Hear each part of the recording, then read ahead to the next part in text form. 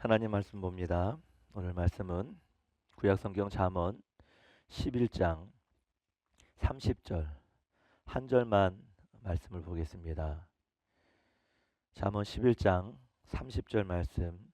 제가 가진 구약성경은 922면에 있습니다. 말씀을 제가 봉독해 드립니다. 의인의 열매는 생명나무라. 지혜로운 자는 사람을 얻느니라. 아멘. 할렐루야. 한 주간 잘 보내셨습니까?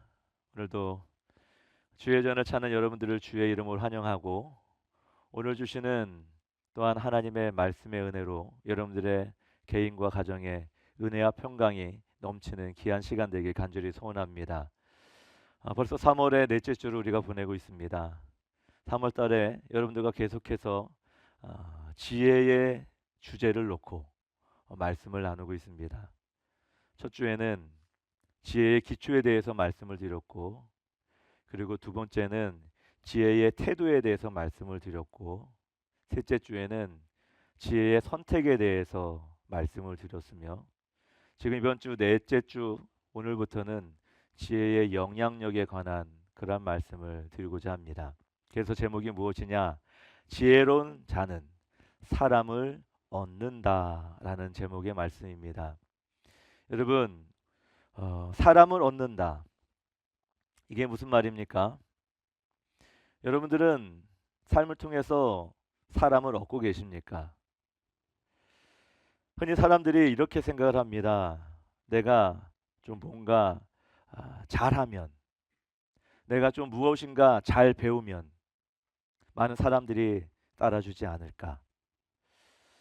내 능력이 뭔가 얻게 되면, 그리고 내 능력이 뭔가 주어지게 되면 사람들에게 어떠한 마음, 어떠한 행동들, 그 사람을 얻을 수 있지 않을까? 우리는 그렇게 생각할 때가 있습니다. 그런데 현실은 어떻습니까? 정말 능력 있는 사람 옆에 능력 있는 사람이 많습니까? 꼭 그렇지는 않습니다. 능력 있는 사람 옆에 사람들이 없는 경우도 허다합니다. 그리고 말은 잘하는데, 뭔가 지식이 있고 뭔가 배워서 말은 잘하는데 관계가 깨지는 사람들도 적지 않습니다. 리더인데도 불구하고 뭔가 이제 시간이 지나서 내가 어떠한 위의 직책을 갖고 있는데도 불구하고 사람들의 마음을 그 사람들이 따라주지 못하는 그러한 상황도 적지 않습니다. 그래서 성경은 우리에게 뭐라고 말하느냐? 지식이 많으면 사람은 얻을 것이다? 그렇지 않습니다. 물질이 많으면 너희 사람을 얻는다? 그렇지 않습니다. 뭐 관계가 좋으면 사람을 얻는다? 그렇지 않습니다. 성경은 뭐라고 오늘 말씀합니까? 지혜로운 자, 지혜를 얻는 자가 바로 사람을 얻는다라고 그렇게 말씀을 하는 것이죠. 여기서 중요한 것은 능력 있는 자가 아닙니다. 똑똑한 자가 아닙니다. 뭔가 가지고 있는 자가 아닙니다. 바로 지혜로운 자, 지혜를 얻는 자가 사람을 얻는다라고 말합니다. 칼빈은 기독교 강요에서 이렇게 말을 합니다. 제가 금요일 날에도 말씀을 드렸죠. 참된 신앙은 하나님을 아는 것으로 끝나는 것이 아니라 진정 그 순종함으로 삶을 살아가는 그 순간을 통해서 참된 신앙이 나타난다라고 말씀을 드렸습니다. 그래서 참된 지혜는, 칼빈이 말하는 참된 지혜는 하나님을 아는 것에서 시작되고, 그 지혜는 반드시 남을 위해서 베푸는 행동 가운데에 그 지혜가 나타난다 라고 칼빈은 그렇게 이야기를 합니다. 즉 지혜는 우리의 어떠한 이 머리에 있는 것이 아닙니다. 지혜는 반드시 사람을 살리는 방향으로 나타난다라는 것을 분명히 아셔야 됩니다. 그래서 오늘 중심이 무엇이냐? 지혜의 영향력이라고 했습니다. 그 지혜의 영향력을 관점으로 해가지고 오늘 관계의 지혜, 그리고 말의 지혜, 그리고 리더십의 지혜라는 이 틀 안에서 두 가지의 흐름을 통해서 여러분들과 같이 말씀의 중점으로 같이 은혜를 받기 원합니다. 첫 번째는 지혜로운 자는 사람의 마음을 얻게 되어 있습니다. 할렐루야. 지혜로운 자는 사람의 마음을 얻는다. 여러분, 먼저 관계의 지혜에 있어서 사람을 대하는 태도가 그 결과를 만들어냅니다. 사람을 대하는 태도가. 사람을 얻는다라는 것은 그 사람을 이용하는 사람은 사람의 마음을 얻을 수 없습니다. 사람을 얻는다라는 것은 여러분 그 사람의 마음, 그 사람의 이 마음을 얻는 겁니다. 성경의 대표적인 예가 누구냐면 다윗입니다. 다윗은 성경 보면은 하나님 마음에 합한 사람이다라고 말씀을 하시죠. 근데 다윗도 완벽한 사람이 아니었음을 우리는 잘 압니다. 다윗은 실수를 많이 했던 사람이에요. 죄악을 저질렀던 사람 아닙니까? 그런데도 불구하고 사무엘하 19장 14절의 말씀을 보면요. 다윗의 그 상황 가운데에 마음으로 따르는 사람이 계속 일어나더라. 계속 오더라. 계속 나타나더라. 라는 그러한 의미에 심장하는 말씀이 열왕기하 19장 14절의 말씀에 기록되어 있습니다. 무엇 때문에 다윗이 완벽하지도 않은데도 불구하고 사람들이 다윗에게 계속 와서 다윗의 신하가 되고 다윗의 어떠한 사랑의 군대 장관이 되고 이런 상황이 왜 일어났겠습니까? 다윗은 사람을 대할 때에 도구로 대하지 않았습니다. 다윗은 결정적으로 사람의 마음을 얻을 수 있는 것은 바로 그 상대를 하나님의 형상의 존재로 보았기 때문에, 하나님의 형상의 존재로 봤기 때문에 그 사람의 마음을 얻을 수가 있었다라는 겁니다. 대표적으로 또한 다윗이 왕이 되었을 때에, 왕이 되면 이제 떵떵거리며 살아야 되는데 어느 날 갑자기 조용한 마음으로 생각하는데 한 사람이 생각나는 거예요. 그 사람이 누구냐? 절친. 누굽니까? 요나단. 요나단이 생각났어요. 요나단이 위협을 무릅쓰고 자기 아버지의 그 죽이려고 하는 그 마음을 미리 알려줘서 피하게 하는 그 요나단이 생각나는 거예요. 근데 가만히 생각해 보니까 그 요나단의 아들이 있는데 그 요나단의 아들 누굽니까? 무비보셋. 무비보셋이라는 이 남자가, 이 아들이 분명히 있을 것인데 어디에 살아 있을지 찾아내라. 데려와라. 정중하게 모셔와라. 이 다윗은 이 무비보셋을 생각했을 때에 그 아버지 요나단이 내게 했던 그 어떠한 그 베푼 사랑과 마음들을 정말 생각했죠. 그래서 내가 요나단을 생각하여 은총을 베풀고 싶다라고 열왕기하 9장에 보면은 무비보셋에 대한 이야기가 나와요. 그래서 무비보셋에게 딱 데려왔을 때에 너는 앞으로 내 아들이야. 너는 내 왕의 상에서 밥을 먹어야 되고 너는 내 이 왕의 모든 혜택을 너는 다 누려야 된다.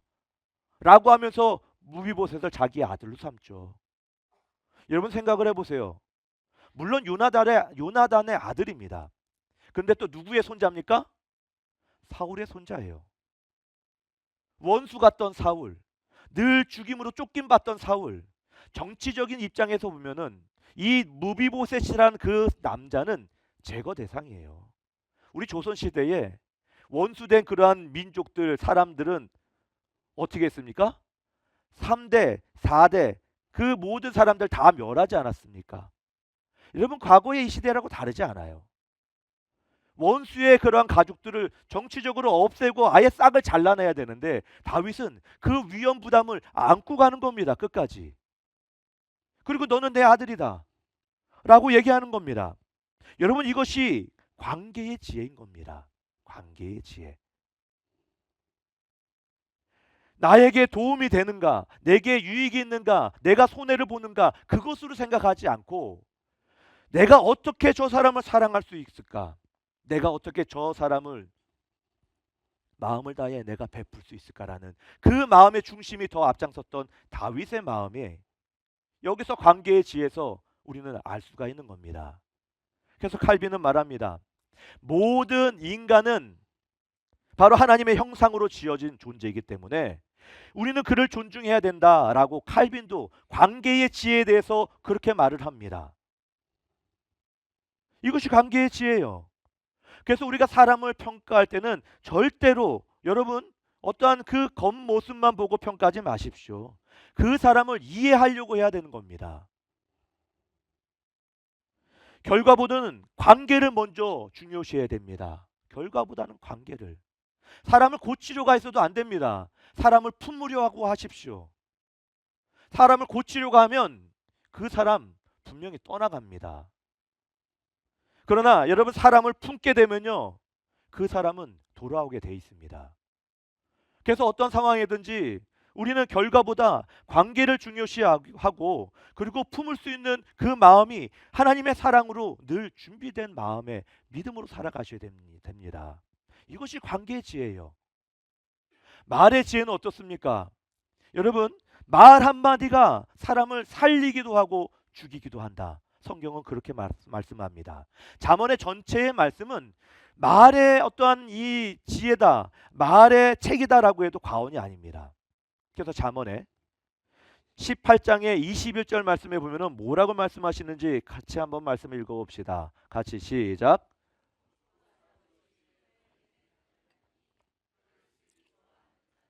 혀의 열매를 먹으리라. 아멘.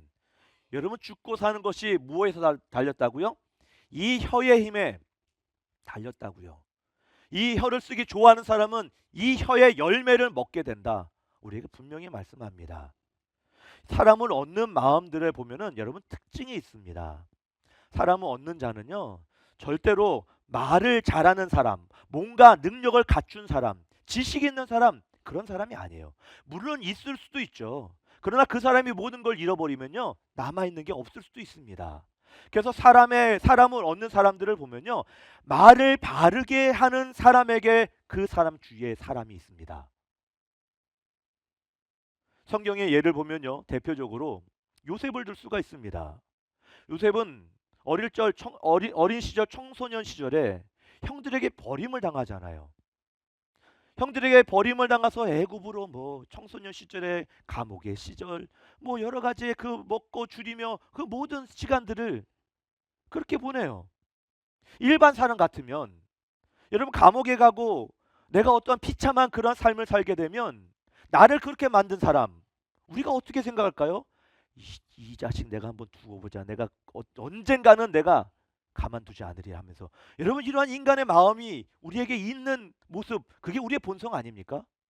근데 요셉은 하나님과 함께 하면서 절대 그런 모습이 없었다라는 겁니다. 참 이 요셉의 지혜로운 말 가운데에 가장 유명한 말이 저는 이거라고 생각해요. 창세기 45장의 8절 말씀이면요. 이 요셉이 이렇게 말씀합니다. 같이 한번 읽어보겠습니다. 시작. 그런즉 나를 이리로 보낸 이는 당신들이 아니요 하나님이시라. 아멘. 누가 나를 이리로 보냈다고요? 하나님이 보냈다고요. 당신들이 누굽니까? 형들. 요셉이 형들에게 버림을 받고 그 감옥과 비참한 그 시간들을 지나서 총리의 자리에 앉고 결국 형들의 그 만남을 이제 갖게 돼요. 물론 그 과정 가운데에 형들에게 회개를 일으키기 위한 마음에 돌이키기 위한 어떠한 그 모습들이 요셉에게 있었지만 그러나 결정적으로 자신의 정체를 드러낼 때는 요셉이 지금 이 말을 하는 겁니다. 형들 때문에 내가 이 고생을 한 게 아닙니다. 형들 때문에 내가 이 자리에 있는 게 아닙니다. 누가 하셨다고요? 하나님이 하신 겁니다. 이 순간 그 원수 같은 그 형제들이 가족으로 변화될 수가 있는 겁니다. 원수로 맞닥뜨려야 되는 그 형제들이 가족이 될 수 있던 겁니다. 여러분 이게 말의 지혜입니다. 우리는 감정이 올라올 때 여러분 말하지 마시기 바랍니다. 감정이 올라올 때는 한 템포 쉬십시오. 그 말로 실수하는 것보다 잠깐 오해를 사는 게 훨씬 더 낫습니다. 혀의 열매를 내가 먹게 된다라고 분명히 말씀합니다. 여러분, 사람의 살리는 방향으로 우리는 말을 해야 되는 것이지, 사람을 비판하고 손가락질하는 그런 마음으로 우리는 사람에게 대하면 절대 사람을 얻을 수가 없는 겁니다. 우리는 사실보다 더 중요한 것은 의도입니다. 의도. 마가복음의 12장 42절과 누가복음의 21장에 보면요, 예수님께서 많은 사람들이 헌금 내는 모습을 봅니다. 부자들이 헌금을 내요. 많은 물질을 냅니다. 그런데 어떤 한 가부가 와서는 두 렙돈을 헌금을 하는 거예요. 그 두 렙돈은 하루 살고 먹고 사는 그러한 모든 것들이에요. 예수님께서 말씀하시죠. 이 여인은 그 어떤 사람보다 더 많이 내었도다 라고 그렇게 말씀합니다. 왜 그런 말씀하겠습니까? 그 여인은 자기의 있는 것 모든 것을 드린 거예요. 그 의도를 예수님께서 보셨어요. 그래서 이 여인이 그 어떤 부자들보다 더 많이 내었다라고 예수님은 그 의도를 그렇게 표현을 말씀하십니다. 여러분, 같은 말도요, 사람을 살리는 말이 있는가 하면 사람을 찌르고 사람을 비판하는 말이 있는 거예요. 그런데 사람은요, 자기를 공격하는 사람에게 마음을 열지 않습니다. 사람은 자기를 공격하지 않고 자기를 품어주고 이해하는 그 사람에게 마음을 열게 되어 있는 겁니다. 따라서 지혜로운 자는 사람을 설득해서 얻을 수 없습니다. 다만 관계와 그 말의 그 지혜로 마음을 얻을 수 있다라고 성경은 우리에게 말씀하는 겁니다. 그래서 여러분, 관계는요, 하루아침에 좋아질 수 없습니다. 한 달, 두 달 안에 관계 좋아진다? 1년, 2년 안에 관계가 좋아진다? 저는 그렇게 생각하지 않습니다. 마음을 얻는 것도 하루아침에 될 수 있는 것이 아닙니다. 한 번 얻었다고 해서 그 마음이 얻어질까요? 절대 그렇게 생각하지 않습니다. 한 달, 두 달 지나고 1년, 2년 지나고 그것이 신뢰와 신뢰가 쌓여서 그 사람의 마음을 얻게 되는 것이지, 한두 달, 1년, 2년 안에 그 마음과 사람을 얻는다, 저는 그렇게 생각하지 않습니다. 장기적으로 봐야 되는 겁니다. 두 번째로, 그래서 지혜로운 자는 사람을 살리는 영향력을 남기게 되어 있습니다. 사람은 살리는 열매를 맺게 된다라는 거예요. 리더십의 지혜에 대한 이 말씀인데, 여러분, 사람을 끌고 가는 것이 아니라 사람을 세우는 겁니다. 지혜로운 자는, 리더십의 지혜는 바로 그겁니다. 그래서 세상의 리더십은 여러분 어떻습니까? 사람을 사용하고 사람을 이용해서 결과를, 분명히 어떤 결과를 요구합니다. 그 결과를 만드는 거예요. 그러나 성경적인 리더십은 전혀 그런 것을 요구하지 않습니다. 사람을 이용해서 결과를 얻어내려고 하지 않습니다. 대표적으로 예수님이 어떻습니까? 예수님은 12제자를 부르셨죠. 그 12제자를 하나같이 사람의 어떤 사용하는 방법으로 이용하지 않으셨습니다. 예수님은 그 제자를 3년 동안 함께 먹고 함께 울고 함께 걸어가면서 제자들의 마음과 그 상황들을 얻고 가신 분이 우리 예수님입니다. 할렐루야. 예수님은 그들을 사용하지 않았습니다. 결국 그렇게 함께 먹고 울고 걸으셨던 그 사람들이 다 예수님을 똑바로 따라왔습니까? 그렇지는 않잖아요. 예수님을 배반하고 예수님을 떠난 사람들도 분명히 있어요. 그러나 예수님은 또 그들을 찾아가죠. 또 같이 울고 먹고 또 같이 걸어가는 거예요. 그런 사람들이 세상을 변화시키고 세상을 이끌어갔던 겁니다. 그래서 여러분, 리더십의 지혜는, 예수님의 그 모습은요, 이 사람의 말이 사람을 살리게 되어 있습니다. 그리고 그 관계를 예수님은 절대로 포기하지 아니하십니다. 끝까지 찾아가시고 끝까지 마음을 얻어내시는 분이죠. 사람을 하나님과 계속해서 연결해 놓으십니다. 이것이 리더십의 지혜인 것이죠. 칼빈은 우리에게 말합니다. 하나님은 사람을 통해 일하시고 그리고 그 사람을 존중하게 세우신다라고 그렇게 얘기합니다. 여러분, 진짜 리더는요, 결과보다 그 사람을 세우는 일에 집중하는 겁니다. 그래서 여러분, 우리가 교회에서 서로 사람들, 교회 공동체 가운데에 그 일꾼을 그냥 사람으로만 보지 마십시오. 일꾼으로만 보지 마십시오. 동역자로 보십시오. 같이 세워가는 동역자. 우리의 공동체는 늘 그래야 됩니다. 예수님처럼. 그래서 여러분, 우리는 실수한 사람을 절대 버리면 안 됩니다. 항상 품어주시기 바랍니다. 그리고 시간을 들여 사람을 키워야 되는 겁니다. 그 키우는 일은 1개월, 2개월, 1년은 갔다 안 돼. 시간이 오래 걸립니다. 사람을 키우는 거는 농사에 비유하죠. 여러분, 우리가 농사를 지을 때 농사꾼이 식물의 농작물에 의해서 야, 너 빨리 자라, 빨리 자란다고 빨리 자랍니까? 절대 안 그럽니다. 아무리 소리 질러도 그렇지 않습니다. 시기와 시간과 때를 따라 자라는 겁니다. 우리 사람도 마찬가지입니다. 여러분, 지혜의 영향력으로 사람을 얻는 것은 결국 의의 열매를 낳게 된다. 오늘 우리에게 말씀합니다. 11장 30절 말씀을 다시 한번 초반에 읽어봅시다. 시작. 의인의 열매는 생명나무라. 할렐루야. 생명나무라라고 합니다. 여러분, 지혜로운 사람은 인생에 성공하는, 나만 성공하는 사람이 아닙니다. 나를 성공을 통해서 누군가를 세워서 열매 맺게 하는 사람이 그 지혜의 영향력을 갖고 있는 사람, 리더십에 지혜가 있는 사람이 바로 그런 사람입니다. 그래서 의인은 열매를 맺게 되는데 그 의인은 일부러 사람을 살리지 않아도 돼요. 왜? 그 의인의 모습은 존재 자체가 사람을 살리는 영향력이 있기 때문에 굳이 살리려고 하지 않아도 되는 모습이 있습니다. 여러분, 우리는 주변 사람들의 인생을 살리는 저와 여러분 되기를 원합니다.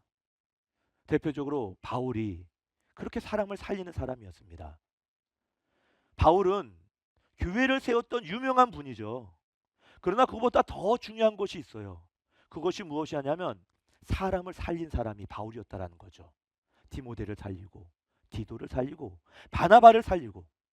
근데 여러분, 바나바란 그 사람은 오히려 바울을 살린 사람이죠. 바울이 다메섹 도상에서 그전에는 얼마나 하나님의 그 사람들을 핍박했습니까? 사람들이 포기했어요. 이 사람은 자체를 변할 수 없다. 근데 다메섹 도상에서 이제는 내가 사람을 살려야겠다라고 했지만 많은 사람들이 믿지 않았습니다. 그러나 바나바는 모든 사람이 믿지 않았지만 이 한 사람은 바울을 계속 신임하면서 세워주는 거예요. 결국 그 사람이 이 사울을 바울에게 살리게 되고 또한 바울 역시 이 바나바를 세워서 동역하는 그 놀라운 일들이 바울에게 있던 겁니다. 그래서 하나님의 사람, 리더십의 지혜는 나만 성공하는 것이 아니라 주위의 사람들까지 세울 수 있는 능력이 있는 사람이 바로 그러한 사람들입니다. 결론적으로 말씀을 드립니다, 여러분.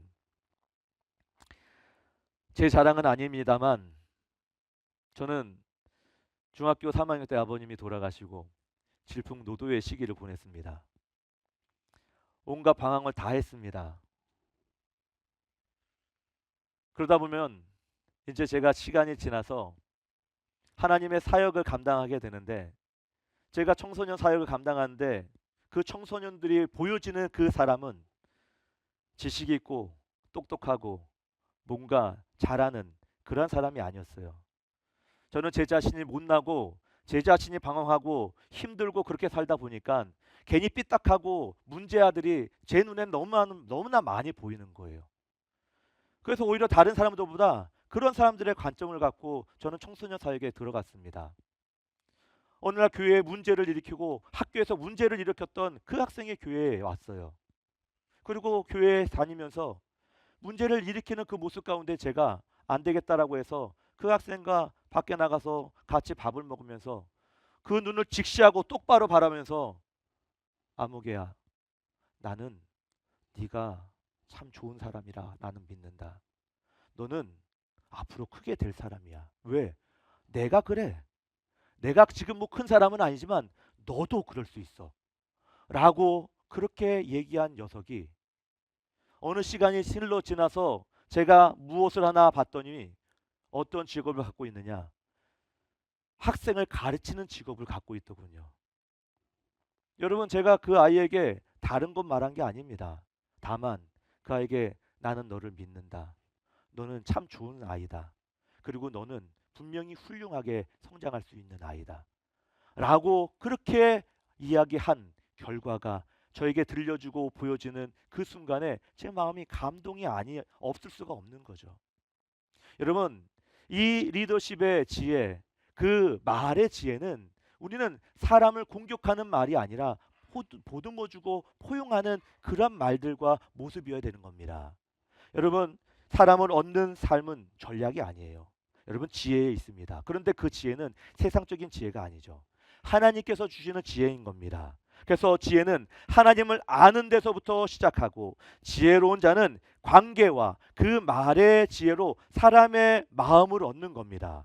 그리고 리더십의 지혜를 얻는 자는 사람을 살리는 열매를 맺게 되어 있어요. 그 영향력을 끼치는 그 사람은 아무것도 하지 않아도 됩니다. 그냥 모습을 보여주는 그 자체가 사람을 살리는 영향력을 끼칠 수 있는 사람임을 깨달아서 우리 역시 그 지혜의 이 영향력을 끼치는 저와 여러분 되길 정말 주님의 이름으로 축원드립니다. 기도합니다. 하나님, 감사합니다. 오늘도 우리에게 하나님 이 지혜의 말씀을 알게 하셔서 이 지혜로운 자는 하나님 영혼을 살립니다. 또한 사람의 마음을 얻을 수 있습니다. 그것이 우리의 세상 살아가는 그 순간순간의 모습 가운데에 하나님 가장 하나님께서 주시는 축복임을 깨닫게 하여 주옵소서. 그래서 우리 선한교회 공동체 가운데에 서로 살릴 수 있는, 그리고 마음을 얻을 수 있는 우리의 모든 공동체가 될 수 있도록 주여 인도하여 주옵소서. 감사드리며 예수님의 이름으로 기도드리옵나이다. 아멘.